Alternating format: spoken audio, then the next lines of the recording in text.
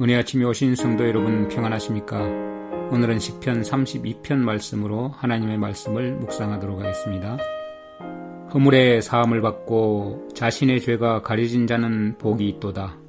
마음에 간사함이 없고 여호와께 정죄를 당하지 아니하는 자는 복이 있도다. 내 허물을 여호와께 자복하리라 하고 주께 내 죄를 아뢰고 내 죄악을 숨기지 아니하였더니 곧 주께서 내 죄악을 사하셨나이다.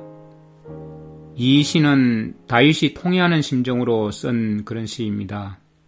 다윗의 죄에 대한 철저한 신음이 표현된 이 시는 밧세바와 함께 심히 중대한 죄를 범한 후에 언젠가 이 시를 써서 모든 백성에게 함께 노래하게 했죠. 자신의 치부를 왜 모든 백성에게 노래까지 하게 했는지 짐작할 수 있는 것은 자신의 죄를 얼마나 통렬히 회개하고 여호와 하나님께로 돌이켜서 철저히 충실히 살기로 결심했는지를 보여주고 있죠. 자신의 패배의 경험을 백성이 교훈으로 삼고 지혜로 삼아 깊이 생각하며 주의 깊게 살도록 그렇게 하기 위해서 쓴 시라는 것입니다. 그래서 다윗의 마스길이라고 표제를 붙인 것이죠. 마스길은 교훈, 묵상, 지혜라는 뜻이죠. 먼저 32편 본문 1절과 2절, 2절에서 죄에 대해서 4가지의 단어가 사용되고 있는데요. 어떻게 다른지 한번 보도록 하겠습니다. 허물의 사함을 받고 자신의 죄가 가려진 자는 복이 있도다. 마음에 간사함이 없고 여호와께 정죄를 당하지 아니하는 자는 복이 있도다. 이렇게 여기에서 허물, 죄, 간사, 정죄 이렇게 나오는데요. 이것은 단순히 유사한 말을 하는 것은 아니고요. 죄가 보통 생각하는 것보다 훨씬 더 깊고 본질적이고 복잡한 것이라는 것을 보여주는 여러 가지 단어를 사용했는데요. 허물은 페샤인데 구약에서 죄를 가리키는 가장 뜻깊은 단어로 이 페샤라고 사용을 했는데요. 이 단어는 신학적 의미로 하나님께 대한 반역이거든요. 고집스러운 불순종을 가리키기 때문에 죄를 말하는 하타처럼 단순한 태만이나 실수 그런 것을 의미하지 않습니다. 죄, 하타는 표적을 빗나갔다는 뜻이고요. 어떻게 빗나갔을까요? 하나님과의 관계에서 이탈한 것을 의미하기 위해서 이 단어를 사용합니다. 그리고 신약에서는 이것에 해당하는 헬라어가 있는데요. 하마르티아라고 하죠. 그 다음에 간사라는 의미의 이 네미아는 기만이나 거짓, 이중성, 태만 이런 것을 가리킬 때 사용되는 용어고요. 마지막으로 정죄라고 나와 있는 이 아오는 유죄 판결을 의미하는 정죄는 아니고요. 도덕적인 폐역, 삐뚤어진 유죄, 범죄 행위 이런 것을 가리킬 때 쓰는 용어입니다. 이 죄는 얼마나 심각한 문제인지를 그 이후 절들에 나타나 있는데요. 죄 문제는 사람은 해결할 수 없죠. 사람이 절대로 해결할 수 없는 것이 죄 문제입니다. 성경에서 말하는 죄란 한두 가지 고치면 되는 그런 도덕적인 것이 아니기 때문이죠. 죄는 하나님의 아들의 희생이 필요할 만큼 인간 존재를 변질시켜버린 그런 심각하고 근본적인 문제이기 때문입니다. 죄 문제는 하나님께서 그리스도의 피로 그 허물, 패샤, 반역을 사하시고 용서하시고 죄를 정결케 하실 때만 해결될 수 있는 것이죠. 그런데 이 본문에 보면 다윗이 입을 열지 않으려고 했던 내용이 나오는데요. 왜 입을 열지 않으려고 했고 또 침묵하고 있는 동안 자신이 얼마나 그런 극심한 고통 가운데 있었는지 고백을 하고 있는 내용이죠. 내가 입을 열지 아니할 때 종일 신음함으로 내 뼈가 쇠하였도다. 종일 입을 열지 않고 침묵하다 보니까 사실 죄를 감추고 있는 건 너무나 어려운 것이죠. 마음이 참 힘들었을 겁니다. 회개하지 않으면 어떤 고통이 생기는지 보여주고 있는 거죠. 우리도 그런 경험이 있습니까? 다윗은 자기 자신에게도 자기 죄를 시인하기를 거절하고 있죠.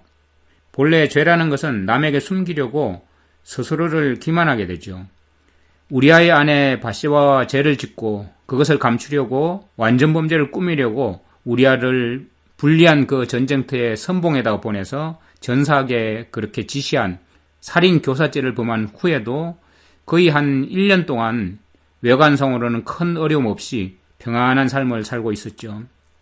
하지만 다윗은 정신적으로 극심한 고민과 또 그 결과로 병이 든 육체적인 고통에서 벗어나지 못하고 있었죠. 다윗이 종일토록 계속되는 그런 신음 가운데서 자기 양심의 고통을 정말 말로 할 수 없었고 양심의 고통이 심하다 보니 육체도 질병으로 고통을 받고 있었죠. 그동안 하나님의 임재를 많이 경험했던 이 다윗은 아마 다른 사람보다 훨씬 큰 죄책감을 가지고 있었을 겁니다. 아마 그대로 있으면 병이 깊어서 죽었을 겁니다. 그런데 나단 선지자를 통해서 다윗의 죄가 폭로되고 다윗은 적시로 통회를 했죠. 결국 다윗은 자기 문제를 자백하고 주님께 무릎을 꿇습니다. 5절 말씀을 보겠습니다. 내가 주께 죄를 인정하고 내 범죄를 감추지 않겠습니다. 내가 내 범죄를 여호와께 고백하리라 했더니 주께서 내 죄악을 용서하셨습니다. 셀라. 우리말 성경으로 읽었는데요. 다윗이 한 것은 주님의 임재 가운데로 적시 나간 것이죠. 시편 29편 2절에도 다윗이 어떻게 하나님께 나아가는지 나타내주고 있습니다. 내가 주의 지성소를 향하여 나의 손을 들고 주께 부르짖을 때 나의 간구하는 소리를 들으소서. 여기 보면 한 가지 단어가 나오는데요. 5절에 주께서 내 죄악을 용서하셨습니다 라고 고백을 했죠. 하나님께 자기 죄를 인정하고 범죄를 감추지 않고 그 범죄를 주님께 고백하리라 하고 나갔더니 주님께서 자신의 죄악을 용서해 주셨다 이렇게 표현했는데요. 이 용서가 나사입니다. 히브리어로. 그리고 시편 29편 2절에 나와 있는 내가 주의 성소를 향하여 나의 손을 들고 주께 부르짖을 때 이렇게 했죠. 나의 손을 들다는 이 든다는 용어도 나사입니다. 이 말은 들어 올리다 가지고 가다는 것인데요. 자기 죄를 감추지 않고 주님께로 가져갔더니 주님께서 그것을 들어 올리셔서 가져가셨습니다. 이렇게 다윗이 죄를 자백한 그 결과는 무엇이죠? 바로 용서입니다. 그래서 다윗은 자기와 같은 죄인들에게 죄로부터 그 무서운 죄를 사함을 받고 회개해서 주님께 신실하라고 권면하는 것이죠. 요한복음 1장 29절에 우리의 죄를 가져가시는 표현을 이렇게 하고 있습니다. 요한이 예수께서 자기에게 나오심을 보고 이르되 보라 세상 죄를 지고 가는 하나님의 어린 양이로다. 네, 세상 죄를 지고 가져가시는 하나님의 어린 양으로 표현하고 있습니다. 우리의 죄를 적시 하나님께로 가져가야 합니다. 죄를 숨기는 것은 결코 형통하지 않습니다. 이렇게 죄를 사함을 받는 것은 성경에 기록된 약속에 의한 것인데요. 성경의 약속은 명백하죠. 요한일서 1장 9절 말씀. 만일 우리가 우리 죄를 자백하면 저는 미쁘시고 의로우사 우리 죄를 사하시며 모든 불의에서 우리를 깨끗게 하실 것이요. 우리가 우리 죄를 자백하면 그분은 신실하시고 의로우셔서 우리 죄를 사하시고 모든 불의로부터 우리를 깨끗게 해 주신다고 약속하셨습니다. 다윗은 하나도 숨김없이 자기 죄를 아뢰고 하나님께 자복하였고요. 그 자백을 할 때 아무리 작은 어떤 핑계나 변명도 없었습니다. 그렇게 나오니 하나님은 다윗의 무서운 죄를 용서하셨어요. 이렇게 죄를 고백하고 용서받은 사람들을 다윗은 특별한 명칭으로 부르고 있는데요.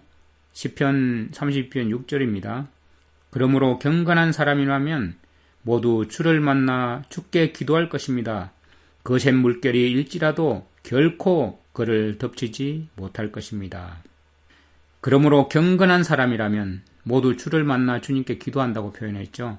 경건한 사람, 이 단어는 하시드인데요. 친절한, 충실한, 경건한 이런 것을 의미합니다. 죄를 고백하여 용서받고 하나님과의 관계를 회복한 사람을 성경은 의인, 경건한 사람이라고 부르고 있죠. 이 의인, 경건한 사람이 무슨 뜻이라고요? 네, 하나님께 친절한 자, 하나님께 충실한 자, 하나님과의 관계가 회복된 사람을 의인, 경건한 사람이라고 부르고 있는 것 너무나 귀한 말씀입니다. 모든 것이 완전하고 도덕적으로 단 하나도 흠이 없기 때문에 의인이 아니고 죄를 용서받고 하나님과의 관계가 회복되었기 때문에 그래서 의인인 것이죠. 그래서 그들은 기뻐하며 즐거워해야 마땅할 것이죠. 사랑하는 것이 관계의 회복이죠. 친절하고 충실하고 경건한 것은 하나님을 사랑한다는 증거죠.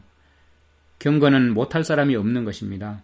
사랑하면 당연히 충실하게 되고 친절하게 되고 그것을 성경은 경건이라고 표현하고 있는 것입니다.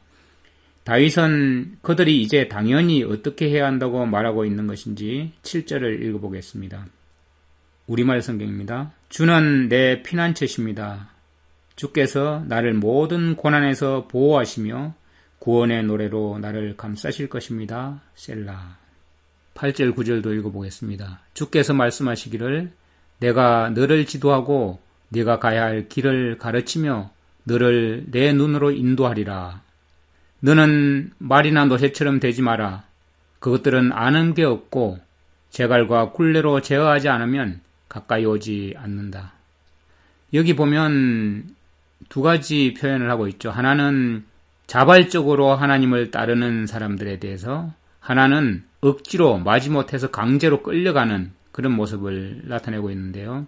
8절에는 하나님께서 어떻게 하신다고 하셨습니까? 지도해서 자발적으로 따를 수 있도록 해주시는 거죠. 그리고 가야 할 길을 가르치시고 하나님의 눈으로 인도해 주신다. 이렇게 지도하시고 가르치시고 인도해 주셔서 자발적으로 따를 수 있도록 해주시고, 이것은 자발적으로 따르는 사람에게만 해당되는 것이죠. 그리고 9절에 나와 있는 것처럼 말이나 노새처럼 되지 말라고 표현하고 있는 거죠. 이것은 제갈과 굴레로 제어하지 않으면 가까이 오지 않는다는 표현을 사용하고 있죠. 억지로 마지못해서 짐승처럼 살면 무슨 낙이 있고 행복이 있겠습니까? 하나님을 믿는다는 사람들 중에서도 특히 이 방송을 듣는 목사님들 잘 들으십시오. 가르치는 교회 지도자들, 그런 사람들이 주님께서 가르치는 길, 하나님의 말씀의 법을 무시하고 죄를 지을 수밖에 없다고 가르치는 것은 얼마나 무서운 죄입니까? 다윗은 종종 하나님 안에서 승리를 했지만 자신의 무가치함과 죄됨에 사로잡혀 있었는데요. 그의 양심은 잠들거나 죽지는 않았습니다. 다윗은 죄가 자신과는 상관없는 문제라고 자랑하지 않았고요. 시편 51편 3절에 다윗은 내 죄가 항상 내 앞에 있나이다 라고 부르짖었죠. 다윗은 자신의 마음속에 있는 거짓이 얼마나 깊은지를 알았을 때 하나님께 자신의 은밀한 잘못에서 정결케 해달라고 그렇게 기도했던 것이죠. 자신의 실태를 인정하는 것이 관계의 회복의 첫걸음이죠. 정말 겸손한 마음을 가진 사람은 자기 죄를 자백하는 것이 자신을 비하하거나 체면을 구긴다고 생각하지 않을 것입니다. 그런데 믿음이 있노라고 주장하는 얼마나 많은 사람이 자신의 허물과 죄를 숨기려고 애쓰고 있습니까? 자신의 죄를 보거나 깨닫지 못하게 스스로 눈을 감고 양심을 무디게 하면 결코 안전하지 않는 것입니다. 그런 사람일수록 자아로 자신을 철저히 보호해 보려고 애쓰고, 그러다 보니까 자기 체면을 지키려고 모든 문제를 결국은 다른 사람에게로 핑계대게 되죠. 타인을 비난하고 공격하게 되는 것이죠. 자기 허물을 하나님께 진실하게 자복하지 않고 자기 죄악을 숨기고 있다면 하나님께서 그의 죄악을 사하실 수 없는 상태에 있는 것입니다. 문제는 용서받지 못하는 죄는 회개하지 않는 죄입니다. 자신의 죄됨을 깨닫지 못하고 마음의 통렬한 회개를 체험하지 못하고 있으면서도 죄를 용서받았다고 스스로 생각하는 자들은 자기 기만에 빠진 것일 뿐이죠. 지금 이 말을 이해하는 사람은 참으로 복된 사람인데요. 여러분, 나의 힘은 나의 약점을 진정으로 아는 깨어있는 인식에 있는 것이죠. 자기 자신을 믿는 자는 정처없는 사람입니다. 속절없고 쉽게 흔들리는 자신을 믿는 것은 흘러 떠내려갈 것을 붙잡고 있는 것입니다. 우리는 자신을 불신하는 가운데 우리 하나님께 도움을 구해야 하며 두렵고 떨림으로 우리 구원을 이루어야 하는 것입니다. 우리는 신뢰할 것이 못 되는 육신의 팔을 의지하던 모든 것을 던져버리고 구주이신 예수님을 꼭 붙들어야 합니다. 오늘날 얼마나 많은 사람이 자신을 하나님의 자녀라고 기독교인이라고 고백하고 있습니까? 그러나 단순히 그리스도인이라고 입술로 고백만 하는 가볍고 안이한 태도로는 결코 하늘에 안전하게 도착할 수 없을 것입니다. 하나님은 그 길을 따르는 모든 사람은 철저하게 열심을 내기를 바라고 계십니다. 하나님이 원하시는 하늘 여정길에 반드시 필요한 자세는 매우 분명하죠. 철저한 자아 부정과 끊임없이 깨어서 진지한 기도로 하나님의 모든 은혜를 부지런함으로 잘 활용해서 우리 구주 예수 그리스도의 도움을 힘입어서 승리하는 것입니다. 이것은 사실 우리의 영적인 부지런함 외에 요구사항이 없다는 사실을 알 수 있습니다. 모든 것은 하나님께서 다 제공해 주시고 계시는데 그것을 활용하는 것마저 하지 않으려 한다면 하늘은 멀 수밖에 없겠죠. 자신에 대한 부정과 하나님에 대한 신뢰가 분명할수록 그 길은 선명하게 나타나게 되는 것이죠. 하늘 백성 여러분, 하나님과의 관계를 회복하기 위해서는 자신의 죄됨을 자백하고 주님께로 돌아가는 길뿐입니다. 그 길이 어려움이 있겠지만 피난처 대신 주님께로 갑시다. 그러면 지친 자들에게는 하늘의 안식이 있을 것이고 투쟁에서 승리한 용사의 이마에는 면류관이 씌워질 것입니다. 허물의 사함을 받고 자신의 죄가 가려진 자는 참으로 복 있는 자이고 마음에 간사함이 없고 여호와께 정죄를 당하지 않은 자는 복이 있다고 하셨습니다. 우리의 허물을 주님께 자복하리라 하고 우리가 주님께 나아가서 우리 죄를 아뢰고 우리 죄악을 숨기지 아니하면 주님께서 모든 죄를 사해 주시는 우리 주님. 하나님과의 관계가 무엇보다도 중요한 것임을 잊지 않고 우리가 고집스러운 반역의 마음, 빗나간 그런 죄된 마음, 하나님의 뜻에서 벗어난 마음, 우리 자신을 기만하는 그런 간사함이 없고 삐뚤어짐이나 범죄 행위가 없이 오직 거룩하신 주님께 합당한 그러한 자로 살아갈 수 있도록 주님 인도하여 주시옵소서. 우리의 죄를 위해서 죽으신 어린 양 되신 그리스도의 은혜를 우리가 잊지 않고 날마다 주님 앞에 친절하고 충실한 경건한 사람으로 살아갈 수 있기를 간절히 원합니다. 주님은 우리의 피난처이시고 모든 고난에서 보호하시고 구원의 노래로 감싸주실 우리 주님께 나아가서 늘 주님의 은혜를 감사하고 찬양하면서 늘 주님께서 지도하시고 가르치시고 인도하시는 그 길로 따라가는 저희들 되기를 간절히 원합니다. 겸허히 우리의 죄됨을 인정하고 늘 주님 앞에 겸손히 무릎 꿇고 주님만을 바라보고 주님만을 따르며 주님께 피하는 그러한 주님의 백성으로 살아갈 수 있는 저희들 되게 해 주시옵소서. 주님께서 제공해 주신 모든 은혜를 부지런함으로 잘 활용해서 우리 구주 예수 그리스도의 도움을 힘입어서 날마다 승리하는 주님의 백성이 되기를 간절히 원합니다. 예수님의 이름으로 감사하며 기도드립니다. 아멘. 시편 32편. 허물의 사함을 받고 자신의 죄가 가려진 자는 복이 있도다.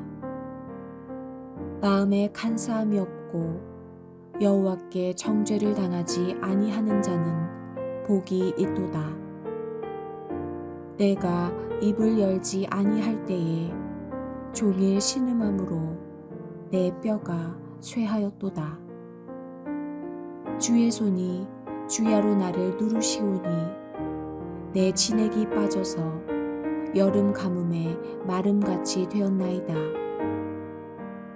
내가 이르기를 내 허물을 여호와께 자복하리라 하고 주께 내 죄를 아뢰고 내 죄악을 숨기지 아니하였더니 곧 주께서 내 죄악을 사하였나이다. 이로 말미암아 모든 경건한 자는 주를 만날 기회를 얻어서 주께 기도할지라. 진실로 홍수가 범람할지라도 그에게 미치지 못하리이다. 주는 나의 은신처이오니 환난에서 나를 보호하시고 구원의 노래로 나를 두루시리이다.